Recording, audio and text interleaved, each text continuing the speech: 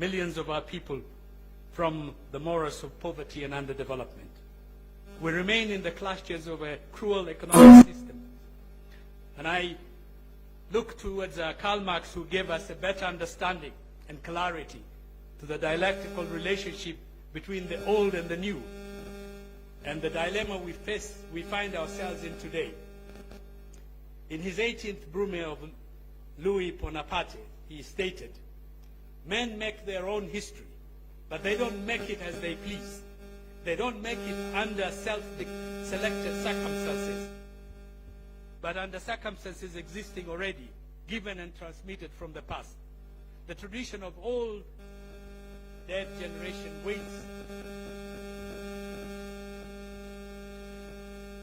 The traditions of dead generations waits like a nightmare on the brains of the living. And just as they seem to be occupied with revolutionizing themselves and things, creating something that did not exist before, precisely in such epoch of revolutionary crisis, they anxiously conjure up the spirits of the past to their service. That is why we need to be eternally vigilant, defend and protect our democratic gains, and redouble our efforts in the just struggle for equity and social justice for all." I want to give a message to the young people of Kenya. My challenge to you is to discover your mission. In the words of Frantz Fanon, every generation must, out of relative obscurity, discover its mission, fulfill or betray it. When you discover it, you will find it's an irresistible urge and a burning desire to work and act on it. I want to say that we have a long way to go. And I would like to finish by the quote from a song by our national poet Abdulatif Abdallah, "Wasafiri msichoke, safari ni ndefu. Aluta continua, Victoria etc. Msichoke, tuendelee mbele, tubadilishe nchi yetu, tulete mageuzi halisi ambayo yatawainua wanyonge, na tuwe na uhuru kamili wa uhuru na kiuchumi." Asanteni sana.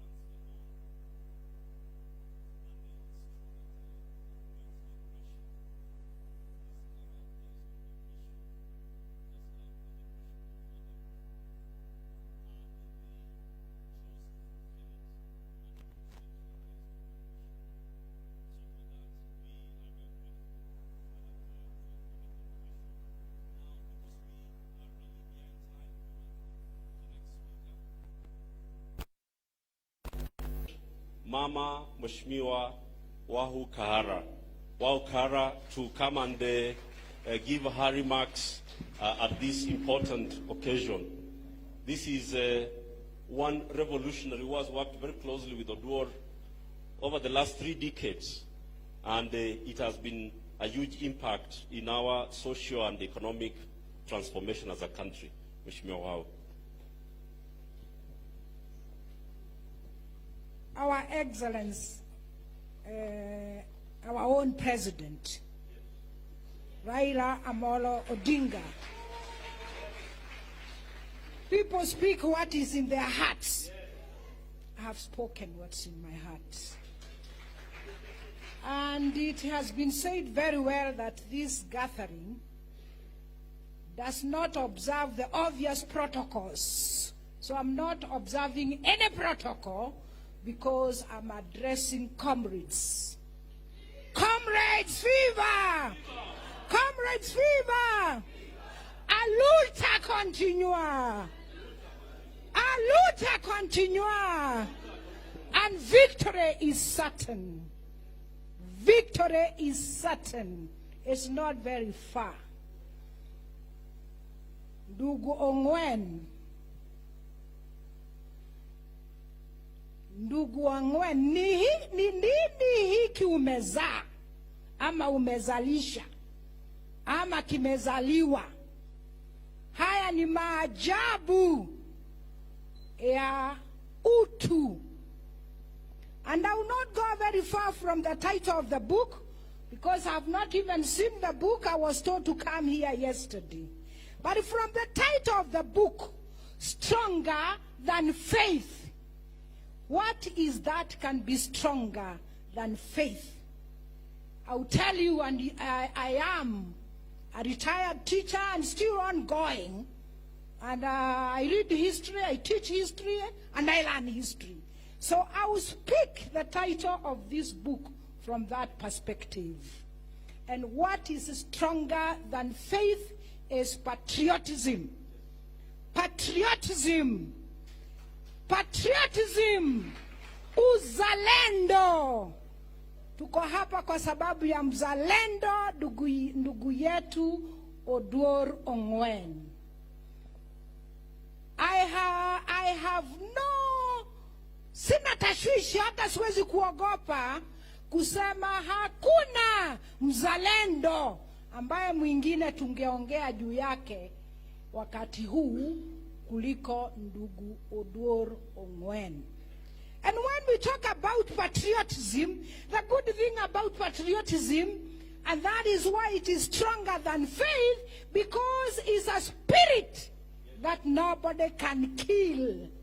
No forces of arms, misinformation, miseducation can kill patriotism. When a human spirit decides to locate itself on patriotism, nothing can shake that.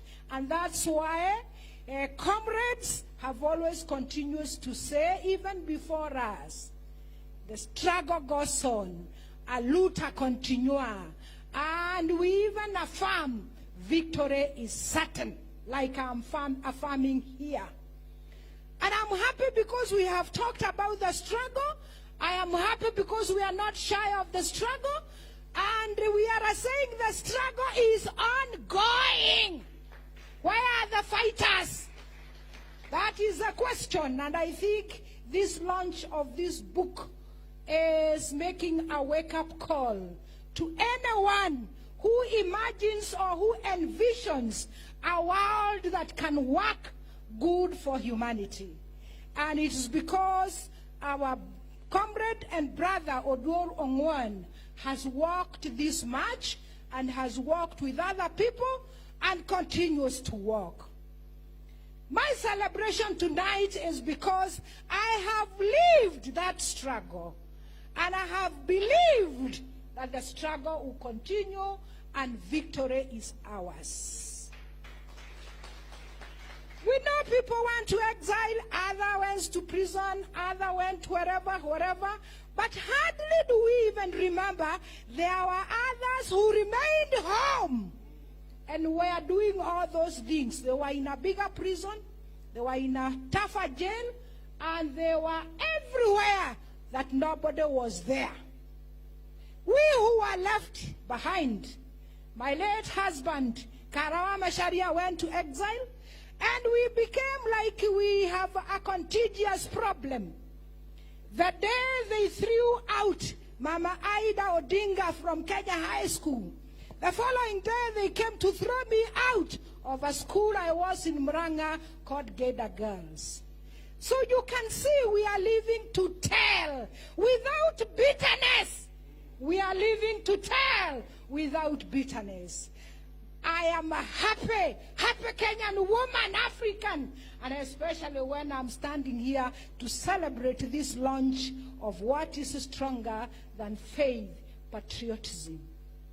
What can I say when in this sitting I see my one and only teacher, Professor Edward Oyugi, who provoked my patriotism as a young girl at the university. I remember that psychology lesson when you provoked my young mind to understand that society is class stratified. And I was getting an education to serve the class that does not care about other people. And you posed a question, what would be our choice? I chose the choice, and we have walked with you, Professor. Many ways. When you are prison, you know I came to see you. Those who are in exile, I can see Waroiru here. You saw me in Tanzania, even if I was a civil servant.